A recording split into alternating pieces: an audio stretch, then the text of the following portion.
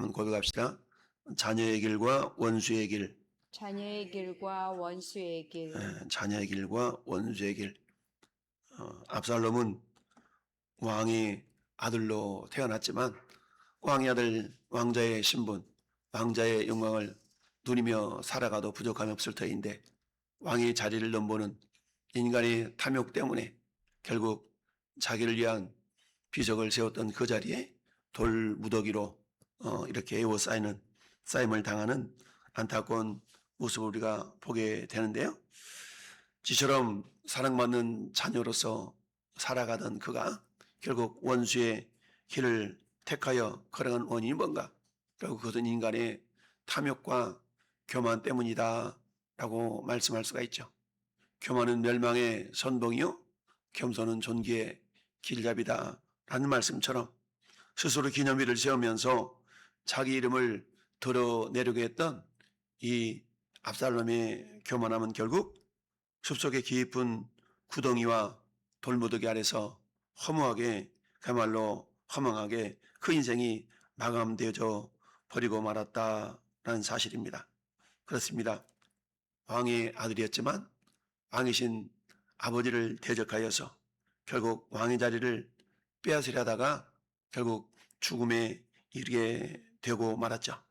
그러나 다윗은 기름 부음 받은 왕으로서 하나님의 때를 그야말로 고난 가운데서도 기다리는 가운데 마침내 참 왕이 되는 그런 유다의 왕이 되는 그런 예수 그리스도의 모형의 길을 걸어가는 인물이 되었습니다. 그렇습니다. 이처럼 우리가 그리스도 안에서 하나님의 자녀의 길과 원수의 길이 얼마나 다른가라는 것을 우리 오늘 본문을 통해 다시 한번 묵상할 수 있기를 바랍니다. 첫 번째, 하나님을 대적하는 길은 반드시 무너질 수밖에 없다라는 것을 우리는 알아야 됩니다. 16절에서 요압은 나팔을 불어서 그야말로 이 전쟁을 중지를 시키죠. 왜냐하면 결국 압살롬의 어떤 그런 대적을 진압하는 것이 전쟁의 목적이었기 때문이죠. 이미 압살롬의 군대가 무너졌고 압살롬도 그야말로 죽임을 당했기 때문입니다. 그러면 어때요? 그 죽은 압살롬을 17절 말씀 보니까 옮겨다가 숲을 가운데 큰 구덩이에 그를 던져놓고 돌무더기를 쌓았다. 이렇게 이야기를 하고 있습니다. 결국 어떻습니까?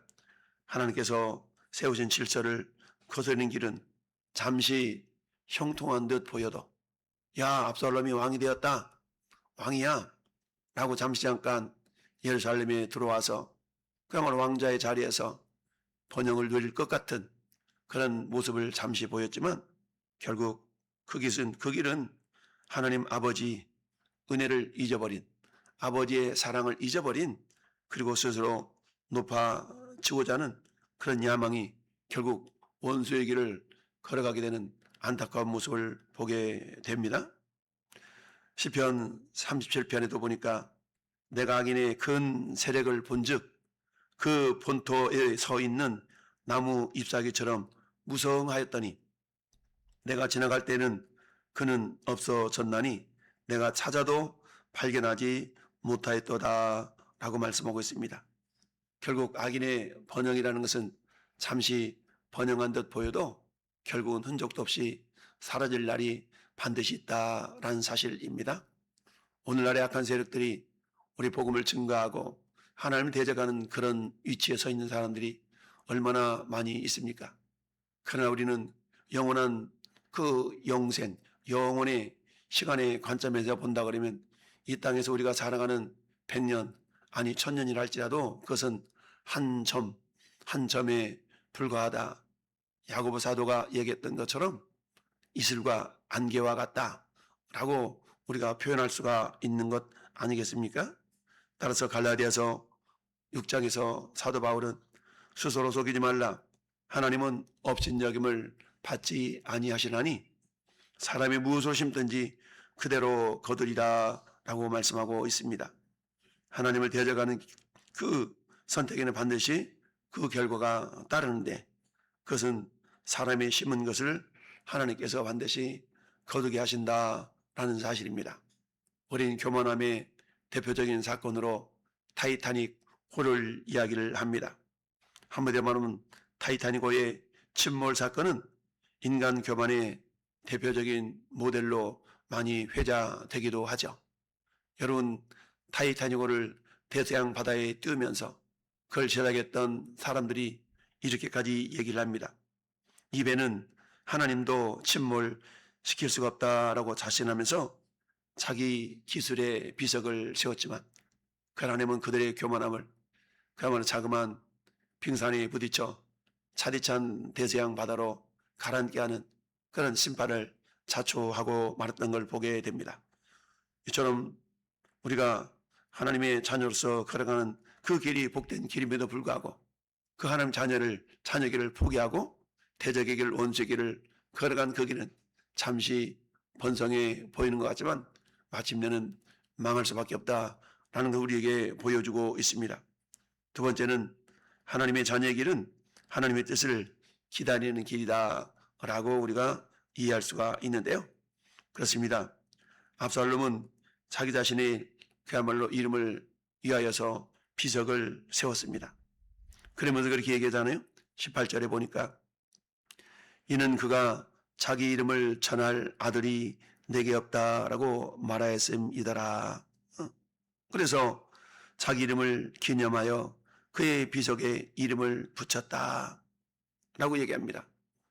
그게 지금 성지순례한 부분으로 압살롬의 무덤이라는 건물이 세워지기도 하고 그러는데요. 압살롬에게 자식이 없었던 건 아니죠. 아들 셋과 아름다운 딸 하나가 있었지만 결국 그 아들들을 바라보면서 자기 이름을 내세울 만한 아들이 없었든지 아니면 젊어서 죽었든지 어찌하든 자기 이름을 내세울 만한 그런 아들이 없었다라고 스스로가 한탄하면서 자기 이름을 스스로 높이려고 했던 비석을 세우는 자가 되었다라는 사실입니다. 자, 그렇습니다.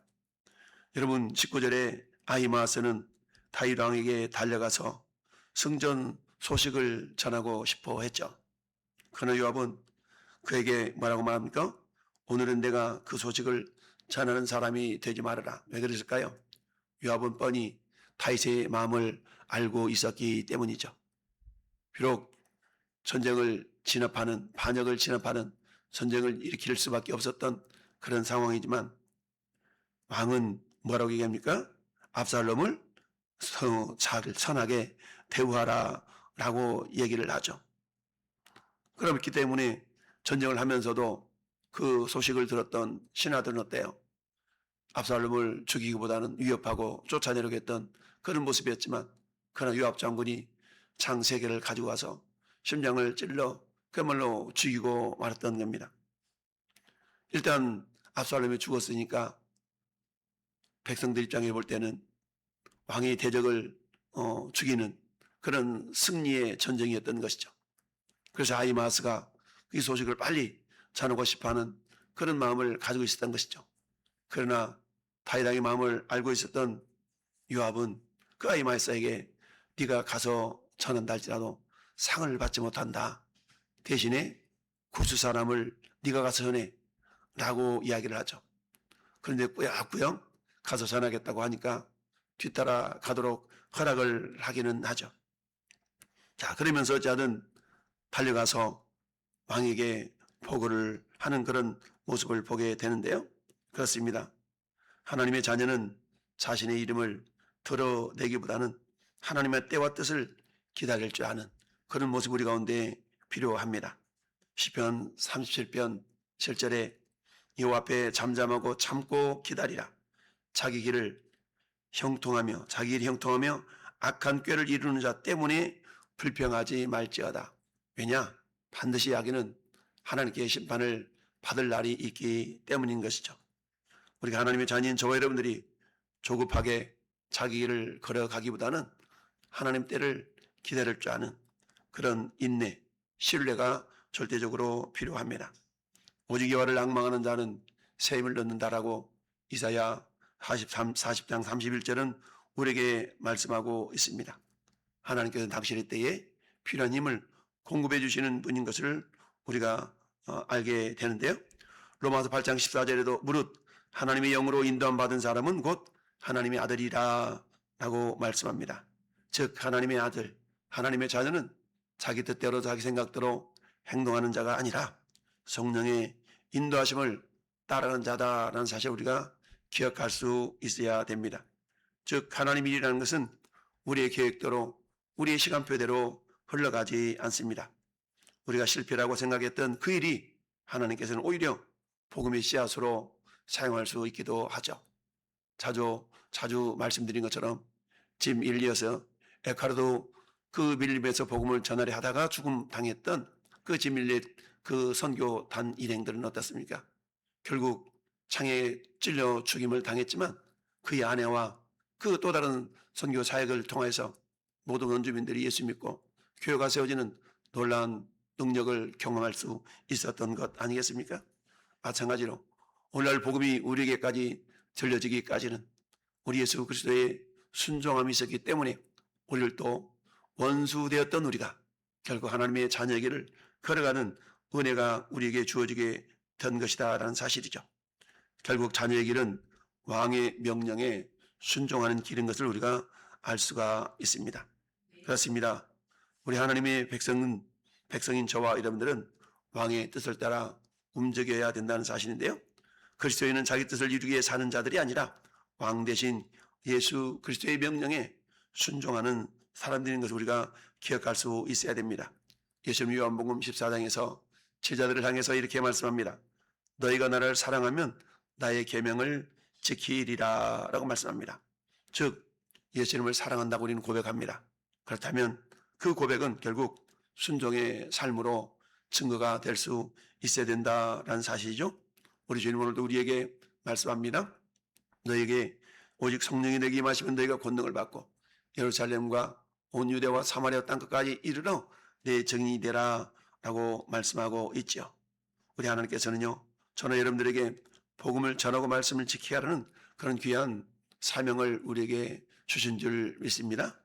베드로와 그 사도들이 사람보다 하나님께 순종하는 것이 마땅하다 하면서 예수 그리스도 이름을 증거했던 그 모습을 우리는 기억할 수 있는데요. 대제사장과 바리새인 서기관들이, 즉 관료들이 사도들의 복음 전함을 싫어하고 시기 질투하면서 만류했음에도 불구하고 사도들은 그렇게 얘기했던 것이죠. 사람보다 하나님께 순종하는 것이 마땅하다. 근데 그 길을 걸어가기 위해서는 핍박과 환난과 역경이 다가오고 있었지만 그런 것을 두려워하지 않고 마침내 꿋꿋이 그 순종의 길, 충성의 길을 걸어갔던 것을 우리는 알 수가 있습니다. 하나님의 자녀는 무엇을 할 것인가라는 것보다 누구의 명령을 따라 살 것인가가 중요하다라는 사실입니다. 여러분, 압살롬은 자기의 왕좌를 위하여서 달려나갔지만 그 하나님의 백성들은 자기 왕좌를 만드는 사람이 아니라 참된 왕이신 예수 그리스도의 통치를 받아들이는 사람이다라는 사실입니다. 오늘 우리는 아살로의 사건을 통하여 두 가지의 길을 우리가 생각해 볼 수가 있는데요. 한 가지 길은 자기 이름을 높이려고 하면서 걸어갔던 대적의 길이요. 또 한 길은 하나님 뜻을 따라 왕 대신 그리스도를 따르는 자녀의 길이라는 사실입니다. 원수된 우리 하나님은 사랑하셔서 우리를 당신의 자녀로 삼아 주셨습니다. 이제 우리는 어때요? 내 이름을 높이려는 그런 세상적인 비석을 세우는 자들이 아니라 묵묵히 십자가를 지고 걸어가셨던 우리 주님의 길을 걸어가는 주님의 자녀의 길, 사명의 길, 복음 전하는 길, 생명의 길을 걸어가는 복된 하나님의 자녀들이 될 수 있기를 예수님의 이름으로 축원합니다. 아멘.